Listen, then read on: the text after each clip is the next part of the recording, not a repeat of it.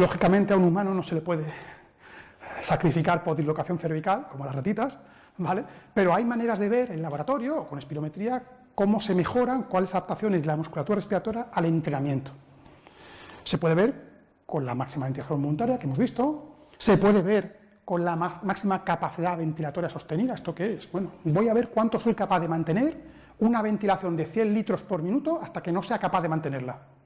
Ya podéis intuir, ahora lo comentaremos, que para mantener en estático 100 litros por minuto hace falta inhalar aire enriquecido en CO2 para que no cambie, ahora lo veremos, la concentración de estos gases en sangre, porque si no nos mareamos. Pero se puede medir.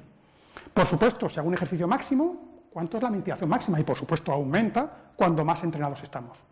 Y si hago una prueba submáxima, por ejemplo, el 5-5, el test que comentó Martín Buchet, correr a 9 km por hora durante 5 minutos a carga constante, por ejemplo, bueno, pues cuando una persona está entrenada, a la misma velocidad que antes, necesita ventilar menos, su sistema es más eficiente y, sobre todo, su músculo respiratorio consume menos sangre. Como veis, fijaros, hay muchas maneras de medirlo. Y, por supuesto, si yo cojo un espirómetro y miro cuántos centímetros de agua de presión inspiratoria máxima soy capaz de inspirar, es otra manera de verlo. ¿Ven? Bueno, pues vamos a ver los tipos de entrenamiento. Hay 3 tipos de entrenamiento inspiratorio específicos. Voy a decir los 3, pero yo me quedo siempre con uno, el más sencillo, el más efectivo, el más fácil de aplicar en cualquier equipo de fútbol. El primero es con mecanismos o sistemas de hipernea isocápnica voluntaria. Ahora veremos lo que es. Hay otro tipo de entrenamiento que es con flujo resistido, inspirar a través de un flujo que está parcialmente resistido, que ofrece resistencia. Y también hay dispositivos de entrenamiento por umbral de presión, que es el que la mayoría de los dispositivos comerciales han desarrollado, es el más aplicado a deporte. Todos son efectivos, pero el primero, por ejemplo, la hipernea isocápnica, a mí no me gusta porque es poco práctico. ¿En qué consiste la hipernea isocápnica? En ventilar aire a unos litros por minuto determinado. Ejemplo, voy a ventilar durante media hora a 100 litros por minuto. 100 litros por minuto ventilando, claro. Si recordáis la fisiología, la gráfica de abajo, lo que veis en azul es lo que tenéis es la manera de conectar la sangre con nuestro cerebro. De hecho, perdonadme, ahora los tenéis en la animación aquí en la parte derecha de la diapositiva. Eso que veis en azul es el líquido cefalorraquídeo y, como veis, conecta el CO2 de la sangre, atravesaba esa barrera hematoencefálica, se disociaba formando ácido carbónico, ion bicarbonato e hidrogeniones, y estos se atraviesan hacia el líquido extracelarizado, estimulando los quimiorreceptores del centro respiratorio. Cuando aumenta el CO2 en sangre, este sube, se transporta por este sistema e informa a los quimiorreceptores del centro respiratorio de que hay mucho CO2, y este da la orden de ventilar más para sacar aire, bajar el CO2 pulmón y, por tanto, evacuar CO2 de la sangre. Nosotros no ventilamos porque nos falta oxígeno. Lo que estimula la ventilación es el exceso, la necesidad de evacuar CO2. Claro, si yo ventilo mucho durante muchos segundos sin nada especial, evacúo mucho CO2, me baja el CO2 de mi sangre y la orden es inversa, no ventiles, de hecho, me mareo. La manera de utilizar este tipo de entrenamiento, como veis ahí, es inhalando un aire enriquecido en CO2. ¿Para qué? Para que el CO2 no cambie. Ya podéis intuir, hace falta un laboratorio, material tecnológico, dinero, es caro. Y luego recuerdo que el CO2 es el que condiciona, el que regula el sistema respiratorio. El centro respiratorio está en nuestro troncoencéfalo y es el que condiciona nuestra función respiratoria, con lo cual yo personalmente no me gustaría jugar con ese CO2. ¿Bien? ¿Pero es efectivo? Sí lo es. Aquí abajo tenéis una de las revisiones primeras de entrenamientos respiratorios. Lo que estoy contando hace 20 años que se sabe. Hay ya una revisión con esta sistemática y 2 metaanálisis del efecto de entrenamiento respiratorio en el rendimiento deportivo.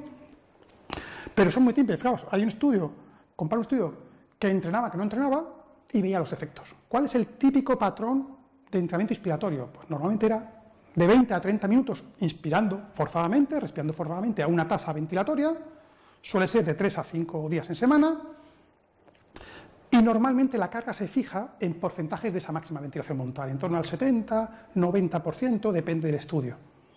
¿Esto qué quiere decir? Que si en una máxima ventilación voluntaria he dado, me lo invento, 200 litros por minuto, calculo el 80%, me salen 160 litros, pues me pongo a respirar a 160 litros por minuto durante 20 minutos. ¿Ven? Si veis abajo en el cuadro, fijaros cuando testean comparando los que han entrenado con los que no han entrenado ese entrenamiento y se centran en el respiratory muscle function, la función del sistema respiratorio en seco, fijaros, las mejoras son de un 15% en esta máxima ventilación voluntaria, y fijaros, el tiempo de resistencia respiratoria, es decir, lo que tardo en no ser capaz de mantener esos litros por minuto, aumentaba un 1500%. Mientras que el grupo abajo, que era un grupo control, no hacía entrenamiento respiratorio, no había cambios en ningún parámetro. Bueno, eso de que el sistema respiratorio no se fatiga, hasta cierto punto, como veis, ¿no? En este caso hacía, como veis, un test de ejercicio que consistía en pedalear hasta la extenuación al 95% del consumo máximo de oxígeno, y en ambos casos no había cambios significativos en rendimiento.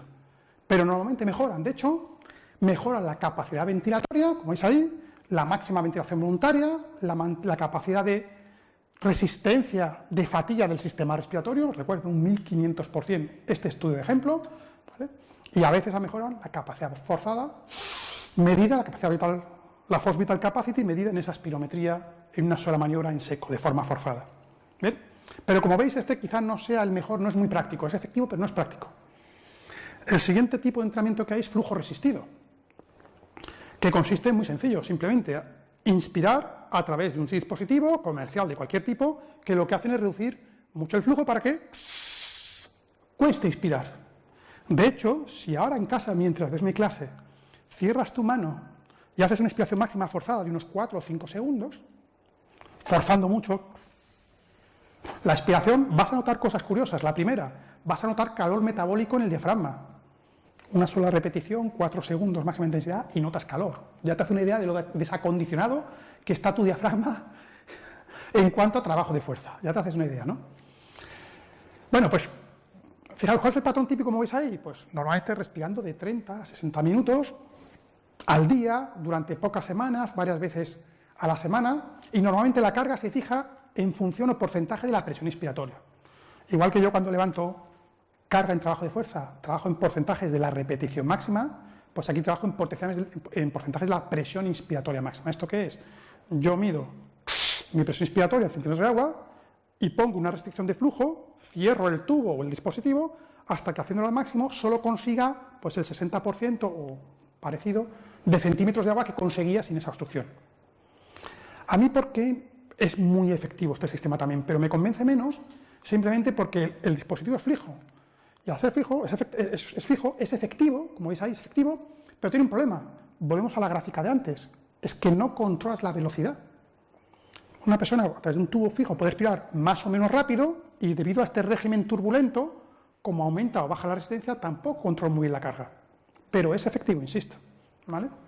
A mí el que más me gusta, el que está más extendido, es el entrenamiento mediante dispositivos que tienen umbral de presión. Es decir, solo comienzas a respirar cuando sobrepasas una presión. Tú inspiras y hasta que no es una presión mínima no comienza a entrar el aire. Y cuando comienza a entrar ya entra sin ningún problema, es suficientemente ancho. Si veis ese dibujo de arriba, hay una lengüeta que sube o que baja, pero una vez que sube el émbolo con un muelle, el aire entra fácilmente y esa velocidad de inspiración no afecta al control de la carga. Uso el comercial de esta marca mismo. Ahí tenéis una chica, es un comercial, inspirando, el diafragma baja comprimiendo las vísceras, está respirando normal. Pues fijaros, ahora se coloca un respiratorio, un sistema de umbral de presión, de trabajo inspiratorio en este caso. No se ve, pero tiene una pinza en la nariz, obvio decirlo, para que todo el aire pase por la boca. Y cuando el aire entra por la boca, como tiene que superar una presión para poder traccionar, voy a repetir el vídeo, fuerza mucho a que el diafragma traccione. Es la manera que tenemos de ponerle esa mancuerna, esa pesa al diafragma. Forzar una expiración potente, ¿vale? Estos dispositivos, una cosa que me gustan de muchas marcas es que son baratos. Son muy baratos. 40, 50 euros, 35, 40 dólares los tienes. No es una cosa costosa para implementar en un equipo de fútbol.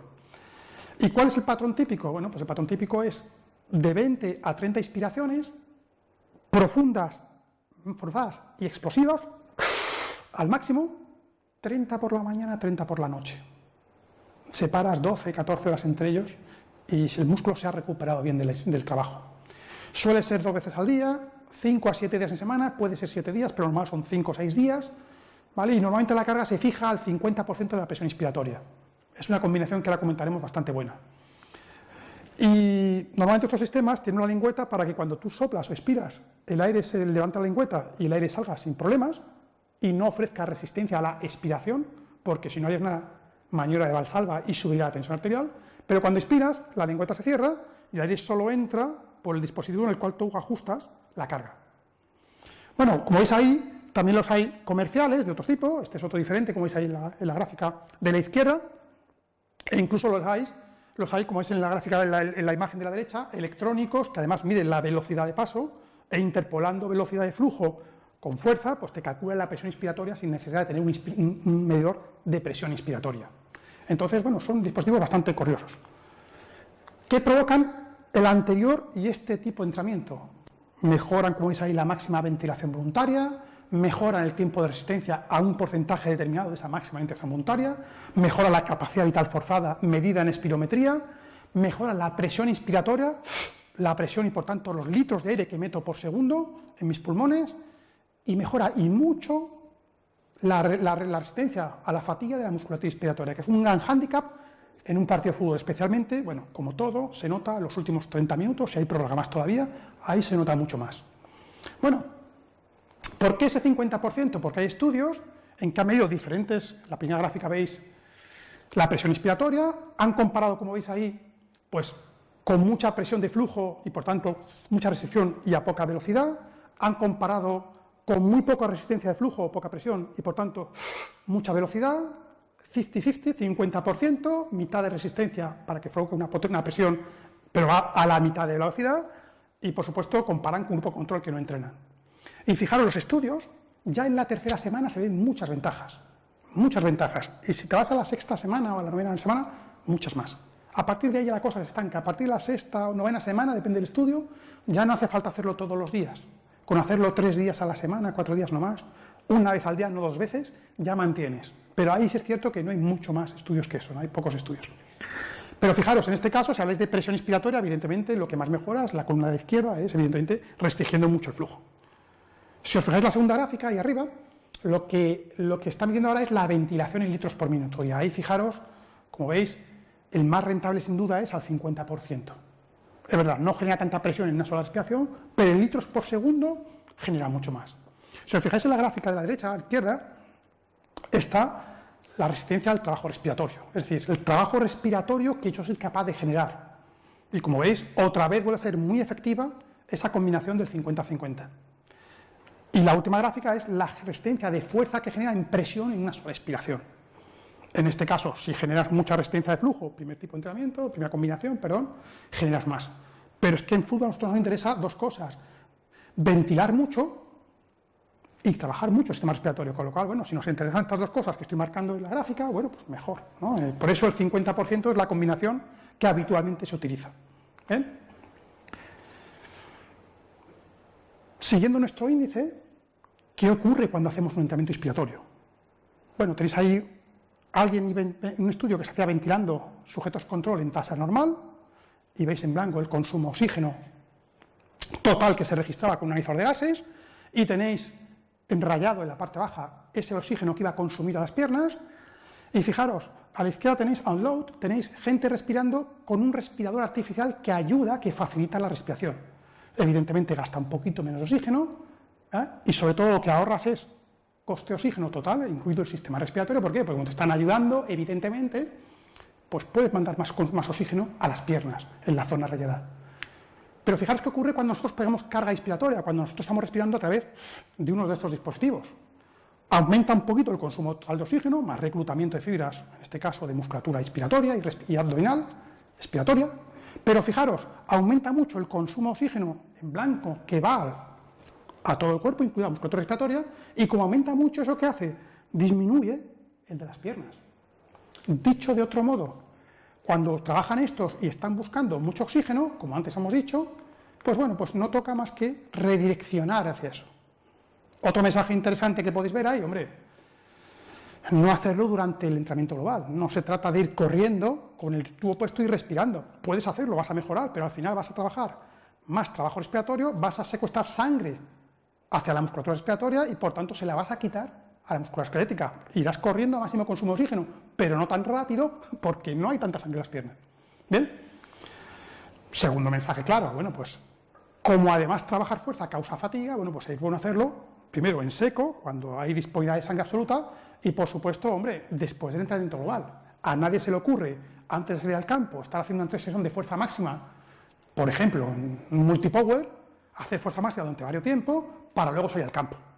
Pues igual, si tú haces entrenamiento inspiratorio ahora y luego sales al campo, vas a salir con tu musculatura inspiratoria ya fatigada. Hombre, te va a faltar el aire, te va a faltar todo en el campo, ¿vale? Por eso siempre se suele hacer después. ¿Bien? Ya podéis intuir, bueno, pues cómo hacerlo. Pues el patrón típico, por todo lo que hemos comentado, es muy sencillo, como veis en el cuadro. 30 inspiraciones máximas y profundas, 2 veces al día, la carga al 50% de la máxima presión inspiratoria, 5-7 días en semana, y los estudios se van hasta la 6ª, 7ª semana. A partir de ahí, insisto, ya no hace falta hacerlo todos los días, hay un par de estudios o 3 que ya te dicen que una vez que has ganado todo eso en la 6ª, 7ª semana, con hacerlo 3-4 veces en semana, una sola vez, o por la mañana o por la tarde, ya mantienes pulmonarmente esto. Aquí tenéis un ejemplo muy sencillo, es un futbolista profesional, en este caso del calcio, de Liga Italiana, pues que ha terminado su entrenamiento, estaba lesionado, no recuerdo, creo que era tobillo, y bueno, pues aprovechaba después del entrenamiento para trabajo inspiratorio. Como veis, 30 inspiraciones forzadas, profundas. Si os dais cuenta, está sobre un fútbol, ya coge también trabajo abdominal, trabajo de core, de estabilidad, ¿vale? Y sentido común. Que hoy juego el partido, hombre, ayer ya no entreno. ¿Para qué? Para llegar al partido, evidentemente, con musculatura bien descansada. Es sencillo, es fácil de aplicar, hay que buscar cuándo hacerlo, pero no tiene mucha complicación. Y como veis en el vídeo que estáis viendo, lo hace sentado, no supone más carga muscular a las piernas de un futbolista. Efectos negativos que tiene o contraindicaciones, si no hay enfermedad pulmonar tipo enfisema, neumotórax, ninguno, solo 2 que veis ahí. El primero, agujetas.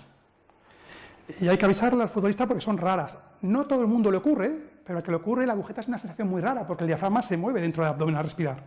Entonces la sensación de agujetas, que dura del 3.er al 4.º, 5.º día, es un poquito extraño. Algo parecido cuando hemos tenido una crisis de risa y hemos reído mucho y al día siguiente tenemos ciertas agujetas. Lo que pasa es que en este caso son en los abdominales y en el caso del entrenamiento inspiratorio es en el diafragma. Pero ya está. Y la segunda contraindicación, como veis ahí, pues no es el entrenamiento más divertido del mundo, ¿vale? No es el entrenamiento más divertido. Es un poquito aburrido, pero pasada una semana y media es que el futbolista ya te dice, ¡jo, cómo respiro! ¿Cómo se nota cuando corro? ¿Cómo se nota cuando sprinto? Es decir, aunque no sea lo más divertido del mundo, si pasa una semana y media, normalmente ya la persona está enganchada, no suele abandonarlo porque nota que funciona y muchísimo. Bueno, ¿qué efectos tiene esto? Pues claro, hasta ahora hemos hablado, os he contado cómo funciona, qué tipo hay, pero la pregunta que os hacéis es, bueno, ¿hasta qué punto esto mejora? Y voy a poner datos. Voy a empezar, como dije, con otros deportes y el laboratorio, que es más fácil medir los datos, y acabamos en fútbol. Bueno, ¿qué efectos tiene el tratamiento inspiratorio? Pues hemos dicho que mejora pulmonarmente eso que ya hemos comentado, la máxima ventilación voluntaria, la capacidad respiratoria, reduce mucho la fatiga de la musculatura inspiratoria, mejora la capacidad pulmonar. Y eso se traduce en esto, sí, fijaros, se traduce en mejora del rendimiento aeróbico, en mejora del rendimiento anaeróbico, en la capacidad de rendimiento a alta intensidad de ejercicio y algo importantísimo, en la capacidad de asimilar entrenamiento intermitente de alta intensidad.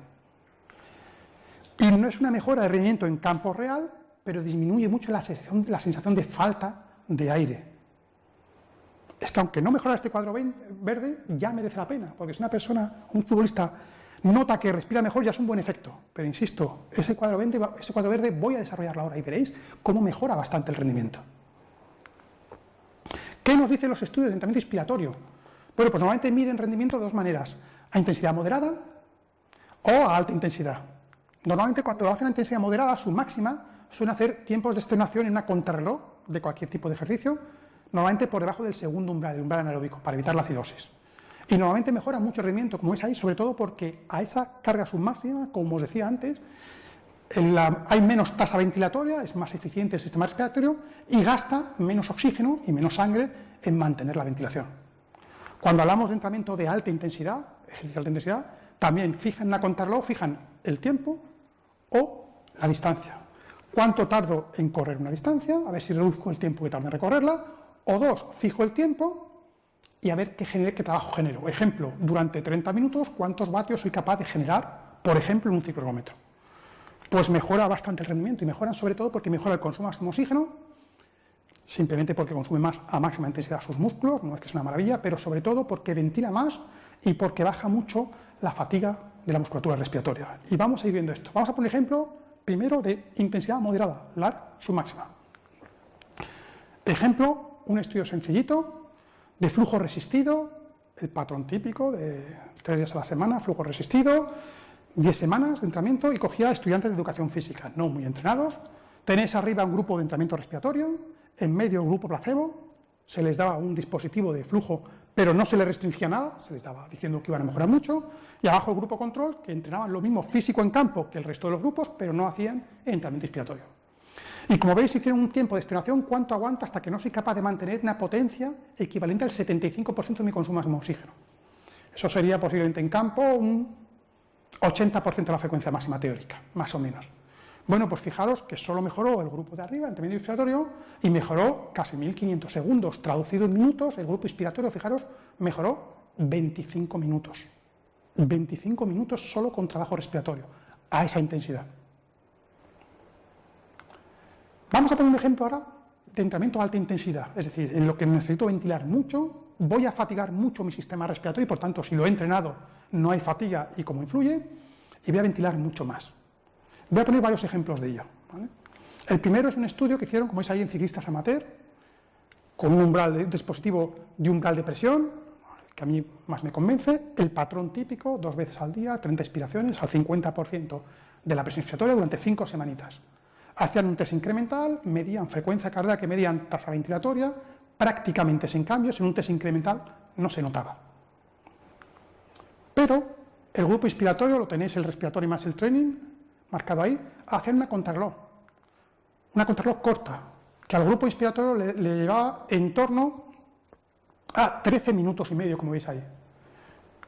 Después de 5 semanas de entrenamiento inspiratorio, reducían casi medio minuto sobre 13. El grupo placebo, como veis ahí, era un poquito mejor, tardaba solo 13 minutos inicialmente y se mantenía en 13 minutos después. Huelga decirlo, los dos grupos, el entrenamiento de bicicleta en carretera era el mismo, la única diferencia era el entrenamiento inspiratorio. ¿Bien? Con lo cual, fijaros, mejora. Y cuando nos acercamos al fútbol, cuando mezclamos fases de alta intensidad, en que mejora, haría falta estas adaptaciones, con fases de intensidad submáxima que vendrían mejor las siglas de arriba. Bueno, pues volvemos al ciclismo, otro estudio en que hacían, en este caso, entrenamiento por hipopnea isocápnica, el que respirabas aire enriquecido en CO2, a que tenéis hacía una control larga, que tardaban 47 minutos el grupo de respiratorio, Respiratory Muscle Training Group, y fijaros, en unas semanitas lo reducían a 45 minutos, 2 minutos de mejora de rendimiento, mientras que, como veis, el grupo placebo, que era mejor, porque tardaba inicialmente menos, 43 minutos en esa crono, se mantenía a los 43 minutos. Hablamos de mejoras de 2 minutos. ¿Bien? Último estudio de ciclismo, ya cambio, perdóname, ¿vale? Pero es interesante. Este cogía a ciclistas medianamente entrenados y hacían un entrenamiento inspiratorio, lo hacían, el típico no lo he puesto, disculparme, lo hacían al 30%, al 50%, 30 por la mañana, 30 por la tarde, lo mismo, y hacían 2 contrarreloj, una corta y una larga, 20-40 kilómetros simuladas en el laboratorio. Y si veis en la gráfica, en negro está cuánto tiempo bajaban el grupo que ha hecho entrenamiento inspiratorio después de esas semanas, y en blanco el grupo control, que como veis no había cambios en el rendimiento. Si os fijáis, la mejora es de un 3%.